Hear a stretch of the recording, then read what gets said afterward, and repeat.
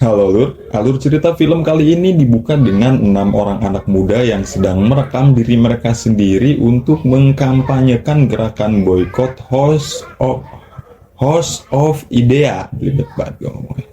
Yaitu perusahaan furnitur dan alat-alat rumah tangga yang mereka anggap sudah banyak menebang pohon-pohon dan pengerusakan hutan. 6 anak muda itu bernama Ethan, Karim, Taylor, Grace, Emily, dan Jasmine. Mereka menamakan diri mereka sebagai kelompok aktivis lingkungan. Setelah seharian mereka menunggu di parkiran House of Idea, malam pun tiba. Sesaat sebelum toko tutup, mereka mulai bergerak dan masuk ke dalam toko. Di dalam toko mereka pun berpencar menjadi 3 kelompok, dan satu persatu dari mereka pun mulai bersembunyi. Salah satu dari mereka sepertinya merasa sedikit takut untuk melancarkan aksi, Lur. You still got time.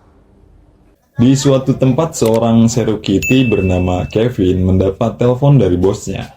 Saat Kevin menemui bosnya, rupanya si bosnya itu menegur Kevin karena perlakuan kasarnya terhadap salah satu customer, Lur. Dengan penuh emosi, si bos itu pun langsung memecat Kevin. Namun, seorang Cherokee lain bernama Jack mencoba mengendalikan situasi. Dan setelah Jack berbicara dengan si bos, Kevin pun gak jadi dipecat. Tapi dengan syarat Kevin akan bekerja shift malam selama 4 minggu. Namun Kevin gak terima, Lur. Karena dia harus pergi ke tempat penakaran hewan minggu ini. Dan tiketnya udah dia booking sejak 5 bulan lalu. Waktu yang cukup lama untuk sebuah penantian ya, Lur.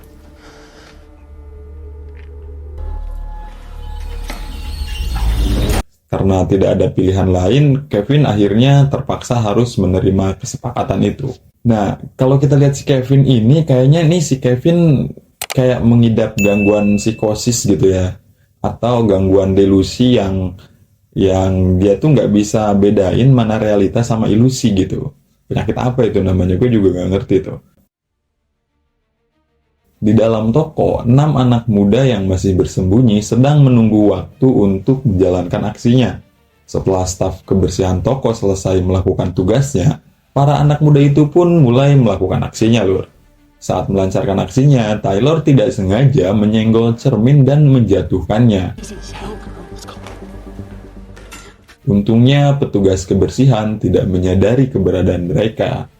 Dan setelah semua karyawan pergi meninggalkan toko, Cherokee mengunci semua pintu, dan 6 pemuda itu pun mulai keluar dari persembunyiannya dan melancarkan aksi mereka.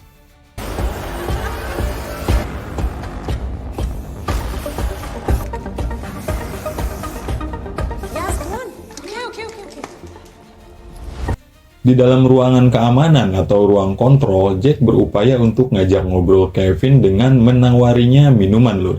Namun Kevin tidak bergeming dan tetap fokus merakit alat perburuan yang menjadi hobinya itu. Di dalam toko yang sepi, suara keriangan anak-anak muda itu nyaring terdengar menikmati permainan mereka, Lur. Di ruang keamanan, Kevin yang sedang mencoba alat berburunya tiba-tiba menengok ke arah monitor. Dan di sana dia melihat seorang yang sedang berjalan. Orang itu adalah Karim. Setelah melihat itu, Kevin langsung menelpon kantor pusat. Namun Jack yang sedang mabuk menahan Kevin untuk melakukan itu. Sebab jika petugas dari kantor pusat datang dan melihat Jack yang sedang mabuk, maka bisa-bisa Jack dipecat dari pekerjaannya, Lur. Dan Jack mengajak Kevin untuk mengatasinya sendiri tanpa melibatkan siapapun. Kevin pun menuruti ajakan Jack itu. Dan mereka pun langsung bergegas keluar dari ruangan untuk menakut-nakuti Karim dan kawan-kawan. Emily yang sadar ada Cherokee berpatroli langsung bersembunyi, Lur. Namun tidak dengan Karim. Karim yang sebelumnya pamit pergi ke toilet tidak mengetahui bahwa di ruangan itu ada Cherokee. Dan saat Karim keluar dari toilet, dia langsung melesatkan peluru paintball ke orang yang ada di depannya, Lur. Dia mengira orang itu adalah temannya, namun saat orang itu menengok, ternyata dia adalah Jack, seorang Cherokee yang sedang berpatroli. Dan di arah belakang, Kevin pun langsung menyergap Karim. Saat diinterogasi, Karim tidak sengaja memberitahu Cherokee bahwa dirinya gak sendiri, Lur. Setelah Jack melihat ada darah di salah satu sudut ruangan, Kevin pun langsung menyeret Karim dan memaksa Karim untuk menjilati semua itu yang ada di sana. Karena takut terjadi sesuatu pada Karim, Emily pun keluar dari persembunyiannya, Lur. Lalu meminta Kevin dan juga Jack untuk menghentikan apa yang dilakukan mereka pada Karim sambil merekamnya. Jack pun langsung merespon Emily dengan menawarinya kesepakatan. Namun Emily menolak tawaran Jack itu. Karena penolakan itu, Jack yang lagi teler pun langsung berupaya untuk merebut ponsel Emily. Namun Emily melakukan perlawanan, Lur.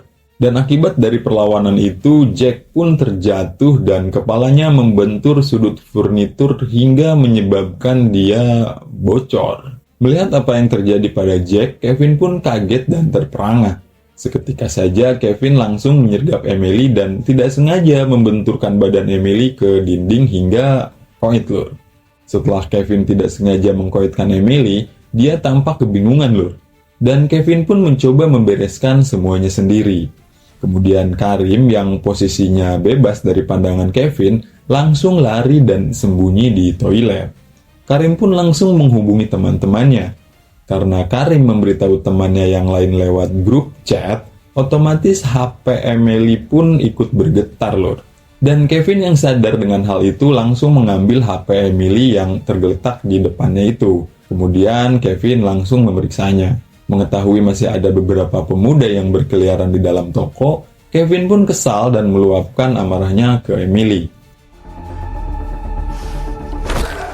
Di situasi lain, Ethan bersama Taylor masih sibuk bermain tembak-tembakan dengan kawannya yang lain, Lur. Dan saat Ethan mengecek ponselnya, dia menganggap pesan yang disampaikan oleh Karim itu cuma bercandaan doang. Ponsel Emily yang saat ini dipegang oleh Kevin digunakannya untuk membalas pesan Ethan dan mengatakan bahwa semuanya baik-baik saja. Dan Karim memberitahu semuanya bahwa yang membalas pesan di grup chat itu bukan Emily, tapi Cherokee alias Kevin. Dan saat Ethan masuk ke salah satu sudut ruangan, tiba-tiba dia terpleset, Lur. Dan saat dia menengok ke arah belakang, dia terkejut melihat Emily yang tergeletak tidak bernyawa. Taylor yang juga melihat itu langsung mengecek ponselnya dan dari sana mereka mulai mempercayai apa yang disampaikan oleh Karim. Taylor mencoba menghubungi polisi, tiba-tiba saja jaringan di sana hilang, Lur. Bukan tanpa alasan, di luar ruangan, Kevin sudah memutus semua kabel jaringan. Ethan yang melihat Emily seperti itu tampak merasa sangat kesal dan penuh dendam. Sementara di situasi lain, Kevin sedang merakit perkakas untuk dijadikannya sebagai senjata perburuan, Lur. Iya, bagi Kevin situasi yang dialaminya ini adalah perburuan. Dan kalian tahu siapa yang diburu. Saat Taylor mengajak Ethan keluar dari toko itu, rupanya tidak ada satupun pintu yang tidak dikunci. Dan hal itu membuat Taylor dan juga Ethan mencari jalan lain, Lur.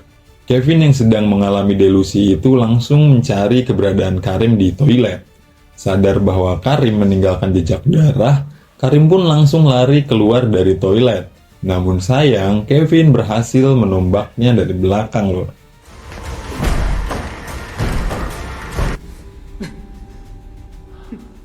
Mendengar suara teriakan Karim, Ethan bergegas untuk menolong Karim.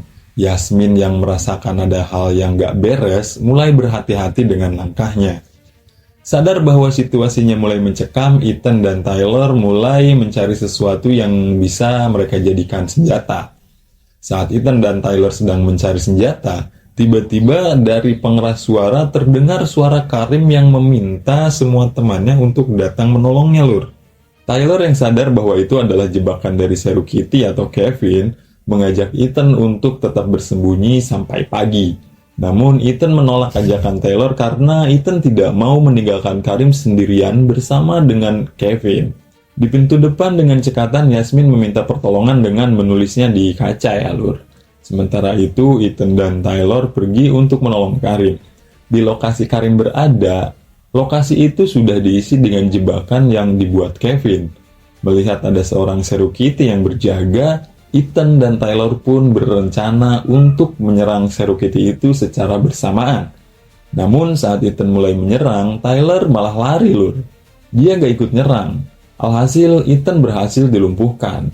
Dan Tyler yang ketahuan oleh Kevin sedang berusaha membuka pintu, langsung dikejarnya dan tanpa basa-basi lagi, Tyler langsung dikomitkan. Nah, di sini nih gue nggak ngerti nih. Waktu di awal itu kan mereka piket berdua ya kan.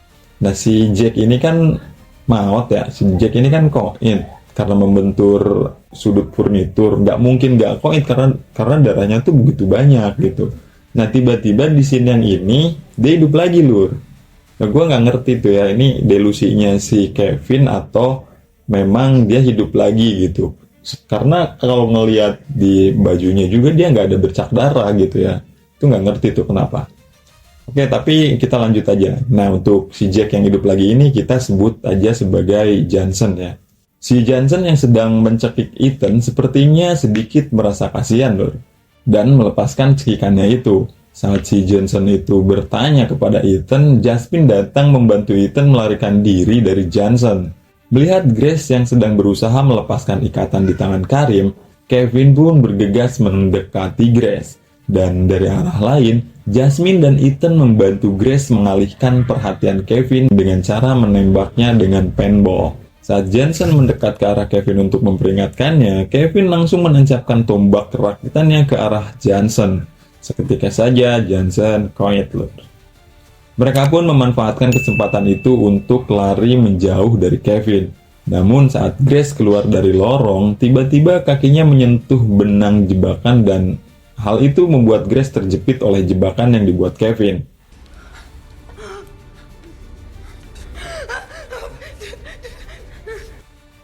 Karim yang bersama Grace pun tidak mampu untuk membantu Grace melepaskan jebakan itu.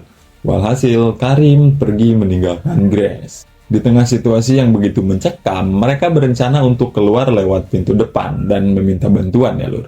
Namun saat Ethan berusaha untuk memecahkan pintu kaca itu dengan apart, Jasmine meminta Ethan untuk menghentikannya karena suara yang ditimbulkan dari benturan itu terlalu kencang dan khawatir mengundang kedatangan Kevin. Cara berikutnya, Jasmine berusaha menyalakan alarm kebakaran. Namun karena semua sistem sudah dimatikan oleh Kevin, alarm pun nggak bisa berfungsi lur. Tapi mereka nggak nyerah lur. Mereka berusaha mencari cara lain untuk mengalahkan Kevin dan keluar dari sana. Saat mereka bertiga sedang berdiskusi dalam persembunyiannya, dari pengeras suara terdengar suara Kevin menawari mereka kesepakatan. Kevin meminta Ethan dan kawan-kawan untuk membersihkan semua kerusakan yang terjadi, termasuk merakit ulang furnitur yang rusak dan mendisplaynya. Sebagai imbalannya, Kevin akan menyerahkan Grace dan memberikan kunci untuk mereka keluar dari sana. Karena tidak ada pilihan lain, mereka pun menuruti kesepakatan itu sambil mengincar Kevin secara diam-diam bro. Saat mereka sedang merakit satu barang, Karim teringat bahwa dia melihat kunci yang tergantung di pinggang Seru Kitty yang pertama koit. Nah kan, kita bisa lihat nih dari sini, si Karim tuh ngambil kunci dari pinggangnya Seru Kitty yang koit di lokasi pertama gitu. Kok bisa gitu di lokasi yang tadi gue ceritain? Gue ngerti itu sudut pandangnya si Kevin kali ya. Setelah beberapa saat, Karim kembali dengan membawa kunci yang berhasil diambilnya itu. Mereka pun bergegas pergi untuk menyelamatkan Grace yang tergantung di dalam freezer lur.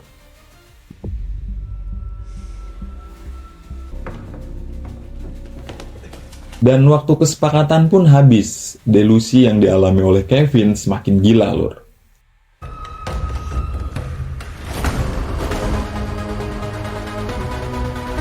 Dia bersikap seolah-olah sedang berada di dalam hutan yang sedang berburu mangsa. Saat tali yang mengikat Grace berhasil diputus, tiba-tiba ada air yang menyiram mereka dari atas. Dan saat mereka keluar dari freezer, tiba-tiba saja lampu semua ruangan mati lur. Dan ruangan berubah menjadi gelap gulita. Dan rupanya air yang menyiram mereka itu adalah cairan glow in the dark. Jadi hanya mereka doang tuh yang bisa kelihatan di ruangan yang begitu gelap itu lur. Dan di situasi itu Kevin mulai meneror 4 pemuda itu di dalam gelap. Dimulai dari Karim, kemudian Ethan. Satu persatu dari mereka koit dengan cara yang sadis dan mengenaskan loh. Tapi untungnya Jasmine dan Grace berhasil melarikan diri dari situasi itu. Jasmine yang tidak diketahui persembunyiannya oleh Kevin pun diam-diam keluar dari persembunyiannya dan berhasil membuat Kevin terkapar. Hal itu menjadi kesempatan mereka untuk melarikan diri. Namun saat sudah di depan pintu, rupanya kunci yang dipakainya tidak cocok untuk membuka pintu, Lur. Setelah dicek, ternyata kunci itu adalah kunci untuk membuka ruangan kontrol. Dan tanpa banyak nananini-ninaninu, Jasmine pun langsung pergi ke ruangan kontrol. Dan saat dia berhasil mendapatkan kunci untuk membuka pintu, namun sangat disayangkan di saat yang bersamaan, Grace harus koit karena hipotermia. Tidak lama kemudian, Kevin datang mendobrak pintu itu. Dan setelah masuk ke ruangan, Jasmine langsung menyerang Kevin dengan benda tajam, loh. Dan Jasmine langsung lari menuju pintu keluar. Ketika Jasmine berhasil membuka pintu, ternyata pintu itu pun sudah dipasangi jebakan, Lur. Sehingga Jasmine pun harus koin terkena jebakan itu. Dan selang beberapa jam, polisi pun datang memeriksa toko furnitur itu. Dan betapa mengejutkannya setelah polisi masuk ke salah satu sudut ruangan, mereka melihat banyak mayat yang tertumpuk, Lur. Dan di sana juga terlihat Kevin yang duduk di atas kursi sambil memegang tombak seperti Raja Rimba. Dan beberapa hari kemudian, toko beroperasi seperti biasa, seolah kejadian malam itu tidak pernah terjadi, Lur. Saat seorang anak kecil membantu ibunya menarik satu barang, tiba-tiba film pun selesai. Tamat. Dan pelajaran yang bisa kita ambil dari film ini adalah jangan pernah main-main sama Seru Kitty Bewok. Oke, gue cukupkan dulu sampai di sini. Kita ketemu lagi di video selanjutnya.